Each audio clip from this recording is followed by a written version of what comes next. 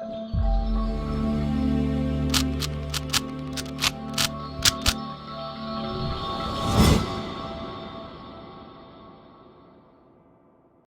guys, welcome to Viva Classes. I hope you like my videos. If you like my videos, please like, share and subscribe our channel. आज हम लोग आपके साथ start करेंगे class 12 mathematics vector algebra की exercise 10.2 के बचे हुए question, that is question number 11 to question number 19। देखिए, हमारी एक रिक्वेस्ट है आप लोगों से कि आप कोई भी एक्सरसाइज ढूंढते हैं तो प्लीज हमारी 12th की प्लेलिस्ट बनी हुई है, उसमें सारे ही एक्सरसाइज जो है वो सॉर्टेड फॉर्म में है, नंबर वाइज है, तो आप वहां से जाके देखिए, आपको कोई परेशानी नहीं होगी, आप ढूंढने में ज्यादा टाइम मत बर्बाद कीजिए। दूसरी बात है कि हमारे वीडियोस के पीछे एक ही कंसेप्ट है, एक ही फंडा है कि कम टाइम में आपको ज्यादा ज्यादा कंसेप्ट दिया जाए और साथ के साथ आपको ऐसा फील हो कि आप क्लास में बैठकर सामने समझ रहे हैं, राइट, और आपका कॉन्सेंट्रेशन सिर्फ कॉपी और पेन पर और कंसेप्ट पर हो। तो चलिए फटाफट स्टार्ट करते हैं क्वेश्चन नंबर 11। तो क्वेश्चन नंबर 11 में क्या कहता है, show that vector this and this are collinear. तो दो वेक्टर्स को कोलिनियर प्रूफ करने के लिए हमें क्या करना पड़ता है?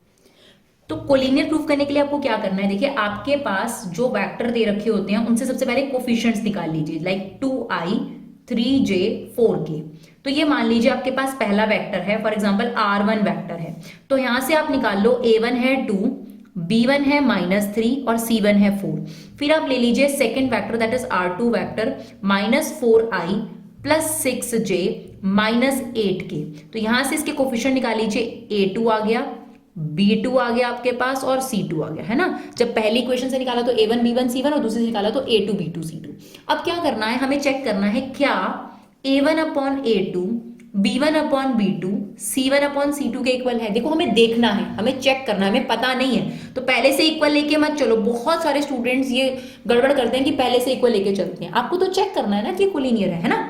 तो चेक करो, 2 अपॉन -4 कितना आ गया, -1/2, -3 अपॉन 6 कितना आ गया, -1/2, और 4 अपॉन -8 कितना आ गया, -1/2। तो अब आप लिखोगे कि यहां पर हमें दिख रहा है क्योंकि a1 upon a2 is equal to b1 upon b2 is equal to c1 upon c2, that means कि जो r1 वेक्टर है वो कोलिनियर है किसके, r2 वेक्टर के।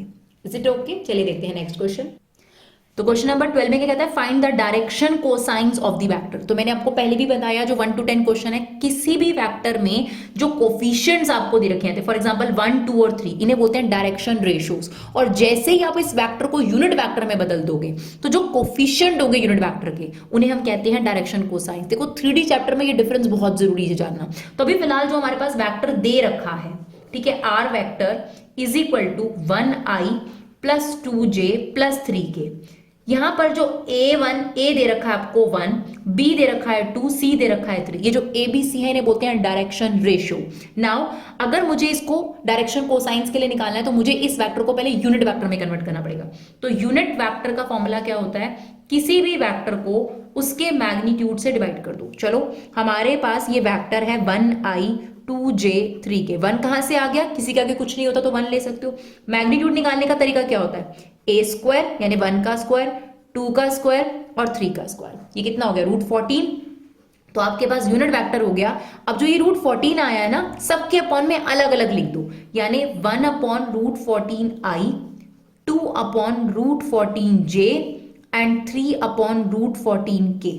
अब जो आपके सामने ये नजर आ रहे हैं, जो ये कोफिशिएंट यूनिट वेक्टर के नजर आ रहे हैं, इनको बोलते हैं डायरेक्शन कोसाइंस और इनको हम डिनोट करते हैं LMN से, यानी 1 upon √14, 2 upon √14 and 3 upon √14। Is it okay? कोई दिक्कत? आप देख सकते हैं L square M square N square का सम भी कितना आता है। ये नेक्स्ट चैप्टर में आपके बड़ी काम की चीज है, इज इक्वल टू 1, क्योंकि यूनिट वेक्टर का जो आपके पास मैग्नीट्यूड होता है वो 1 होता है। तो आप चेक कर सकते हो L square M square N square की वैल्यू कितनी है, 1। ये अपने आप में एक फॉर्मूला भी है, राइट। तो किसी भी वेक्टर के अगर डायरेक्शन को साइंस निकालने है तो क्या करना है, उस वेक्टर को यूनिट वेक्टर में कन्वर्ट कर दो और जो कोफिशिएंट है वही आपके डायरेक्शन कोसाइंस है। चलिए क्वेश्चन नंबर 13 देखते हैं।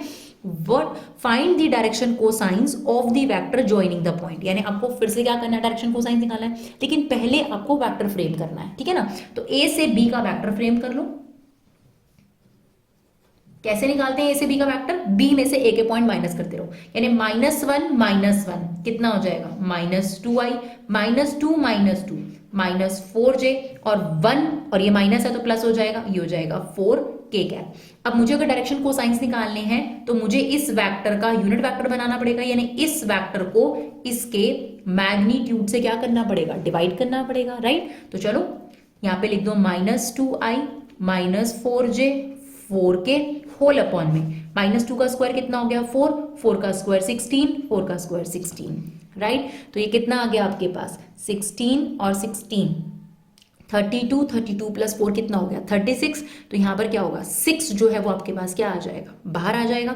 तो आपके पास इसका मैग्नीट्यूड कितना आ गया 6, क्योंकि रूट 36 को 6 से बाहर निकाल दिया। अब आप वो 6 सबके अपॉन में लिखो, यानी -2/6i -4/6j +4/6k। इसे सिंप्लीफाई कर सकते हैं हम लोग, क्या लिख सकते हैं इसको -1/3। तो L कितना आ गया -1/3, M कितना आ गया -2/3 और N कितना आ गया आपके पास 2/3, राइट। तो LMN की value that is direction cosines. चलिए देखते हैं question number 14। Now question number 14 में क्या कहता है, show that this vector is equally inclined to the axis. अब देखिए ध्यान से सुनिएगा, जो आप डायरेक्शन कोसाइंस निकालते हैं ना, वो डायरेक्शन कोसाइंस यही बताते हैं कि वो वेक्टर एक्स एक्सिस के साथ, वाई एक्सिस के साथ और जेड एक्सिस के साथ कितने डिग्री का एंगल बना रहा है, ठीक है। तो इतना समझ में आ गया कि हमें डायरेक्शन कोसाइंस निकालने पड़ेंगे इस वेक्टर के, ठीक है। तो सबसे पहला काम करते हैं, इसको हम एक वेक्टर एज्यूम कर लेते हैं, that is r vector is equal to i plus j plus k. अब इसका यूनिट वेक्टर निकालना है हमें, तो कैसे निकालेंगे, आर वेक्टर को उसके मैग्नीट्यूड से क्या कर देंगे डिवाइड, दैट इज आई जे के मैग्नीट्यूड क्या होगा 1 स्क्वायर 1 स्क्वायर 1 स्क्वायर, क्योंकि कोफिशिएंट क्या है इनके 1 1, तो √3 आ गया। तो बेसिकली यूनिट वेक्टर आ गया 1/√3i 1/√3j 1/√3k। ये आ गया आपके पास। जब यूनिट वेक्टर आ गया तो LMN पता चल गया, L कितना हो गया 1/√3, राइट। M कितना हो गया 1/√3 और N भी कितना हो गया 1/√3। अब आपको क्या बोला था मैंने, इस L का मतलब क्या होता है, ध्यान से सुनिएगा। X एक्सिस के साथ इसने कितने डिग्री का एंगल बनाया और इसे हम लिखते हैं cos θ1। That means L is nothing but, L क्या होता है, ये वेक्टर X एक्सिस के साथ θ1 एंगल बना रहा है, ठीक है ना। सिमिलरली M क्या होता है, X एक्सिस के साथ Y एक्सिस के साथ ये M एंगल है और ये आ गया आपके पास θ3। तो θ1 is the angle of vector with the X axis, θ2 angle of given vector with the y axis and θ3 is angle of vector with the z axis। तो इसका मतलब cos θ1 की वैल्यू cos θ2 की वैल्यू cos θ3 की value ये हो गई, यानी LMN को हम ऐसे भी लिख सकते हैं, राइट। अब देखिए हमने इनवर्स ट्री को पढ़ी है, अगर θ1 को यहाँ रखे तो cos इनवर्स वहां चला जाएगा, यानी θ1 equal to cos inverse 1/√3। Similarly θ2 को अगर इधर रखें तो ये बन गया cos inverse 1/√3। Similarly θ3 cos inverse is equal to 1/√3। क्योंकि आपको दिख रहा है कि θ1 θ2 और θ3 इक्वल हैं, और θ1 क्या था, angle of this vector with the x axis, angle of this vector with the y axis and angle of this vector with the z axis, और तीनों क्या है इक्वल हैं। तो हमें क्या प्रूफ करना था कि ये वेक्टर इक्वल एंगल बना रहा है एक्स एक्सिस वाई एक्सिस और जेड एक्सिस के साथ, राइट। चलिए देखते हैं नेक्स्ट क्वेश्चन क्या कहता है, find the position vector of r which divide the line segment 2 points P and Q whose position vector and this, यानी P वेक्टर और Q वेक्टर आपको दे रखा है। ऐसा सामने आपको एग्जांपल भी करके दिखाया अपनी एग्जांपल वीडियो में, बिल्कुल सेम क्वेश्चन है आपके पास। आपको रेशो दे रखा है 2:1, एक बार इंटरनली और एक बार एक्सटर्नली, ठीक है। तो फर्स्ट पॉइंट देखते हैं पहले, ये हमारे पास मान लीजिए P वेक्टर है, ये Q वेक्टर है, हमें R वेक्टर की वैल्यू निकालनी है और रेशो क्या दे रखी है 2:1, right, which is basically M/N।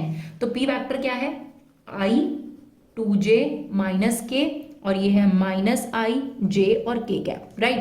तो R वेक्टर निकालने का हमारे पास फॉर्मूला क्या होता है, अगर इंटरनली है, फर्स्ट केस में इंटरनली है तो M इंटू में B वेक्टर, N इंटू में A वेक्टर अपॉन में M plus N। Now this is your A vector and this is your B vector, right. तो चलिए M इंटू M कितना है 2 इंटू में B वेक्टर, 2 इंटू में B vector, इसे 2 से इंटू कर दें, राइट, है ना। M इंटू दिस, तो 2 इंटू दिस कर दो, ये हो जाएगा -2i 2j 2k। N कितना है 1 इंटू में A वेक्टर, तो 1 को इससे मल्टीप्लाई करो तो एज इट इज आ जाएगा 1 2j -k अपॉन में M प्लस N, तो M प्लस N ये है 3 हो गए, राइट। अब इनको प्लस कर दीजिए, -2i और i कितना हो जाएगा -1i, 2j और 2j कितना हो जाएगा 4j, और 2k और k माइनस हो जाएगा तो एक k बचा, होल अपॉन में 3 है ना, तो ये सबके अपॉन में 3 अलग अलग लगा दो, तो ये आ गया आर वेक्टर। अगर हम इंटरनली डिवीजन की बात करते हैं तो ये आर वेक्टर आ गया। अब सिमिलरली हमें एक्सटर्नली में लगाना है, तो एक्सटर्नली में बस इतना कर दीजिए कि यही फॉर्मूले में आपने क्या लगा देना है, माइनस, ठीक है ना। उसमें क्या होता है, आर बाहर आके डिवाइड करता है, ये हमने एग्जाम्पल वाली जो है वीडियोस में आपको क्लियरली एक्सप्लेन करा है। तो सेम यही चीज हो जाएगी, एज इट इज पिक कर लें, ये वाला है ना, -2i 2j 2k, और ये सब माइनस में हो जाएंगे तो साइन चेंज जाएंगे, -i -2j +k, और ध्यान से नीचे भी क्या हो जाएगा, 2 - 1, तो कितना आ जाएगा, ये 1 आ जाएगा, राइट। तो देखिए -2i -i कितना हो गया, -3i, 2j से 2j कट गया, 2k और ये आ गया 3k कैप। तो ये आ गया जब आपका डिवीजन कैसा है, एक्सटर्नली, सिर्फ फर्क ये हो जाता है कि फॉर्मूले में क्या हो जाता है, माइनस हो जाता है। चलिए देखते हैं नेक्स्ट क्वेश्चन। अब आपको क्या कहता है, find the position vector of the mid point of the vector. Mid point का मतलब यही होता है कि रेशो कितनी दे दी, 1:1, यानी आर वेक्टर ही निकालना है आपको इस क्वेश्चन में, लेकिन रेशो क्या हो गई आपके पास, 1:1। तो इस बार आपके पास पी वेक्टर दिया हुआ है, आप खुद बना लो यहाँ पर, 2i 3j और ये 4k, राइट। और क्यू वेक्टर आपको क्या दिया हुआ है, it's 4i j -2k, right. और हमें निकालना है आर वेक्टर, और रेशो क्या दे रखी है, 1:1। तो अगर हमें आर वेक्टर निकालना है तो वैसे फॉर्मूला क्या होता है बच्चों, m b vector n a vector m + n।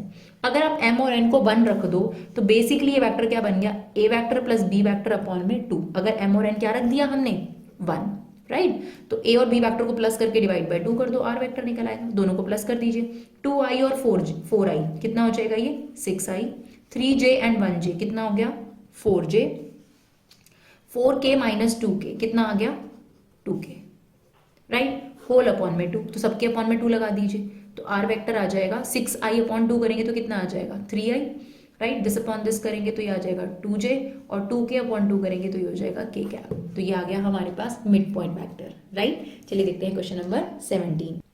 चलिए क्वेश्चन नंबर 17 में क्या कहता है, show that point A B C with position vector this and this respectively form the vertices of right angle triangle. ऐसा भी हमने आपको एग्जांपल कराया, तो आपको प्रूव करना है कि ये वर्टिसेस हैं, ध्यान रखिएगा। शो दैट पॉइंट्स, ये पॉइंट्स के वेक्टर हैं, कभी कभी आपको साइड वेक्टर भी दे सकता है, तो ध्यान देना है इस बात का, कब आपको पॉइंट वेक्टर गिवन है, कब आपको साइड वेक्टर गिवन है। तो अभी फिलहाल ये जो ट्राइंगल है इसके आपको पॉइंट्स के वेक्टर दे रखे हैं, ए वेक्टर, बी वेक्टर और सी वेक्टर, बट हमें ए बी वैक्टर की लेंथ चाहिए, मतलब इस लाइन की लेंथ चाहिए, इस लाइन की लेंथ चाहिए, इस लाइन की लेंथ चाहिए, लेंथ मतलब मैग्नीट्यूड चाहिए।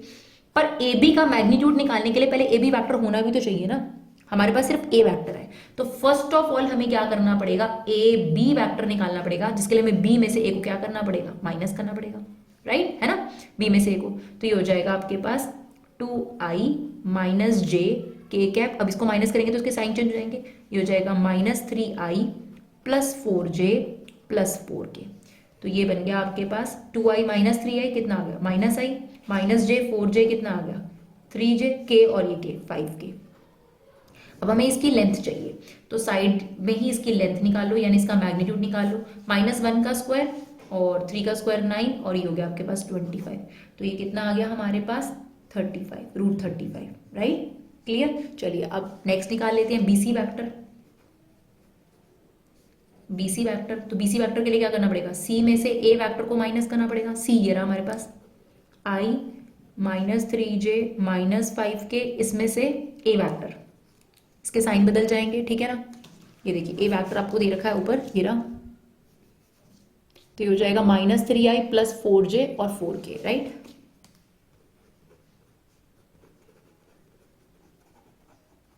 सॉल्व करते हैं, ये कितना हो जाएगा, -2i -3j और 4k, ये हो गया j -5k और ये हो गया k।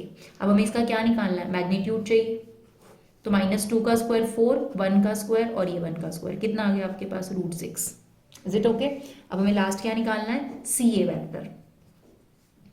सी ए वैक्टर कैसे निकलेगा, ए वैक्टर माइनस सी वैक्टर। तो ए वैक्टर है हमारे पास 3i -4j -4k, और सी वैक्टर है हमारे पास, ये देखिए ये रहा, इसके साइन बदल जाएंगे, ये हो जाएगा -i + 3j + 5k।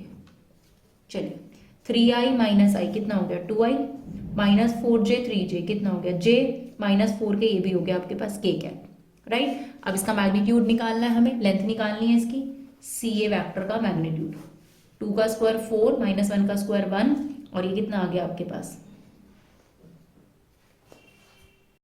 सॉरी बच्चों एक गड़बड़ हो गई हमारी BC वेक्टर में, that is C minus B vector, right, क्योंकि हमें शो करना है कि ये राइट एंगल ट्राइंगल है और ये पता चल रहा था कि गड़बड़ हो रही है, तो C माइनस B, यहाँ पर गड़बड़ हो गई, हमसे B वेक्टर हमें लेना था, ठीक है ना। तो B वेक्टर आ जाएगा 2i plus j minus k, तो ये वेक्टर कुछ इस तरीके से आ जाएगा i minus 2i minus i -3, ये हो जाएगा -2j और ये हो जाएगा -6k, तो -1 का स्क्वायर आ जाएगा ये 1, 2 का स्क्वायर 4 और ये आ जाएगा आपके पास 36, तो basically this is 41, right, this is 41। Now this one is 2 का स्क्वायर 1 का स्क्वायर और 1 का स्क्वायर, तो ये कितना आ गया हमारे पास √6, ठीक है। अब हमें राइट एंगल ट्राइंगल के लिए लेंथ तो मिल गई कि ये आपके पास देखिए अब ए बी यहां पर है, क्योंकि ए बी की length, sorry BC, A B C, BC सबसे बड़ा आ रहा है √41, इसका मतलब B और C यहां पर है और A पे राइट एंगल है, तो BC आ रहा है √41 और ए बी आ रहा है हमारे पास √35 और ये आ रहा है √6। अगर आप इसे राइट एंगल ट्राइंगल प्रूव करना चाहते हो तो देखना पड़ेगा ना कि हाइपोटेन्यूज का स्क्वायर इन दोनों के स्क्वायर के सम के इक्वल आ रहा है, तो दैट इज ट्रू। इसका स्क्वायर अगर हम करें तो 41 है और इन दोनों के स्क्वायर के इक्वल आ रहा है, तो फाइनली हम क्या लिखेंगे, एज BC मैग्नीट्यूड का square is equal to AB magnitude का स्क्वायर प्लस AC मैग्नीट्यूड का square, therefore this is right angle triangle. और ये किस पर राइट एंगल्ड है, A पर। कैसे पता चला, सबसे बड़ी साइड कौन सी होती है, हाइपोटेन्यूज, राइट। चलिए देखते हैं क्वेश्चन नंबर 18। अब 18 में क्या कहता है कि इनमें से कौन सा जो है वो नॉट ट्रू है, ठीक है ना, नॉट ट्रू है यानी फॉल्स बताना है, यानी 3 तो ट्रू है आपके पास। तो मैंने आपको ट्राइंगल की प्रॉपर्टी बताई थी, जो मैंने आपको पहले भी बताई थी, तो ट्राइंगल की प्रॉपर्टी क्या थी आपके पास, तो मैंने आपको ये प्रॉपर्टी बताई थी कि जैसे ये B ये C, अगर हम A से B की तरफ जाएं, B से C की तरफ जाएं और ये, तो आपके पास बेसिकली क्या होता है कि AB vector plus BC vector plus CA vector is equal to 0। मैंने आपको इंट्रोडक्शन जो एग्जांपल, जब आपके एग्जांपल शुरू हुए थे तब मैंने आपको ये वाली प्रॉपर्टी पूरी क्लियरली एक्सप्लेन करी है, तो वहां जाकर भी आप डिटेल में दे सकते हो। तो AB vector plus BC vector plus CA, जब इनिशियल और टर्मिनेटिंग पॉइंट सेम होता है तो आंसर आता है 0 वेक्टर, तो पहला वाला तो ट्रू है 100%, ठीक है ना। अब देखो आप AB को लिख सकते हो -BA, BC को लिख सकते हो -CB और इसको लिख सकते हो -AC, तो ये भी पॉसिबल है ना। तो इसका मतलब B भी ट्रू है आपके पास। C, अब देखो A और C कॉन्ट्राडिक्टरी हैं, अगर A में प्लस CA है तो यहाँ -CA कैसे हो सकता है, इसका मतलब यही फॉल्स है आपके पास। और ये वाला आपको मैंने अभी बताया, AB को आप -BA लिख सकते हो और इसको आप -CB लिख सकते हो और इसको आप -AC लिख सकते हो, ये भी ट्रू स्टेटमेंट है, राइट। तो इसका मतलब C आपके पास यहाँ पर फॉल्स है, राइट। चलिए देखते हैं 19। अब देखिए नेक्स्ट में भी आपको ये बताना है इनकरेक्ट कौन सा है, ठीक है ना। तो आपके पास ये वाला करेक्ट है, क्यों मैं आपको बताती हूँ। कोलिनियर वेक्टर क्या होता है, जैसे एक वेक्टर आपको दे रखा है, ठीक है ना, आपके पास दे रखा है 2i 3j 5k या 4k, कुछ भी ले लीजिए 4k। अब B वेक्टर कोलिनियर तभी होता है जब ये 2 से मल्टीप्लाई हो रहा है, लाइक 4i 6j और 8k। तो बेसिकली कह रहा है कि जो B वेक्टर है वो ट्वाइस है A वेक्टर का, यस और नो। तो इसका मतलब ये वाला तो ट्रू है आपके पास, 100% ट्रू है। देखिए मैंने भी आपको बनाया, ये कोलिनियर वेक्टर है क्योंकि इनका 2/4 3/6 4/8 रेशो सेम आ रहा है। या मैं कह सकती हूँ B vector is double of A vector, यहाँ लैम्डा किसको दे रखा है, इसको। ये मैं 3 भी करती तब भी कोलिनियर होता, तो पहला पार्ट ट्रू है। दूसरा पार्ट भी ट्रू है, क्योंकि जो कोलिनियर वेक्टर होते हैं वो एक दूसरे के अपोजिट डायरेक्शन में मूव कर सकते हैं, कोई जरूरी नहीं है ना। अब जैसे एग्जांपल के तौर पे ये A वेक्टर है, अगर मैंने B वेक्टर बनाया तो मैं ऐसे भी लिख सकती हूँ -2i -3j -4k। अगर मैं अभी भी इनका रेशो निकालूंगी तो -1 -1 आ गया, यानी जो B वेक्टर है या जो A वेक्टर है वो एक दूसरे के नेगेटिव साइन भी हो सकते हैं, ये भी ट्रू हो गया आपके पास। फिर कहता है respective component of A and B are not proportional, यहां पर आपके पास नॉट प्रोपोर्शनल की जगह प्रोपोर्शनल होना चाहिए, राइट। तो ये एक क्वेश्चन मार्क है, नहीं तो आपके पास C जो है ये फॉल्स है। अब कई जगह पर इसको नोट नहीं लिख रखा है एनसीईआरटी में और कई जगह इसको हटा रखा है, तो अगर ये हटा हुआ है तो ये आपके पास ट्रू है। अगला कहता है both the vector A and B have same direction but different magnitudes. अब मेरी बात ध्यान से सुनिएगा, दो कोलिनियर वेक्टर के लिए कतई जरूरी नहीं है कि उनका सेम डायरेक्शन हो भी सकती है और नहीं भी हो सकती। यानी अगर ये दोनों अलग अलग डायरेक्शन में जा रहे हैं तो क्या ये पैरेलल नहीं होंगे? बिल्कुल हो सकते हैं पैरेलल। तो जरूरी है कि उनके लिए सेम डायरेक्शन होना चाहिए। तो ये वाला आपके पास इनकरेक्ट ऑप्शन है प्योरली। लेकिन सी में क्या कंफ्यूजन है, कई जगह पे ये नॉट प्रिंटेड और कई जगह पर ये वो लिखा हुआ है। तो अगर ऐसा है कि यहां नॉट है कि respectively component of A and B are proportional, तो ये ट्रू है। अगर नॉट प्रोपोर्शनल लिखा है तो ये भी फॉल्स हो सकता है और ये भी फॉल्स हो सकता है, राइट। तो ये थी आपकी पूरी एक्सरसाइज 20 मिनट्स के अंदर 11 से लेकर 19 क्वेश्चन तक। Thank you so much guys for love and support, keep supporting your classes.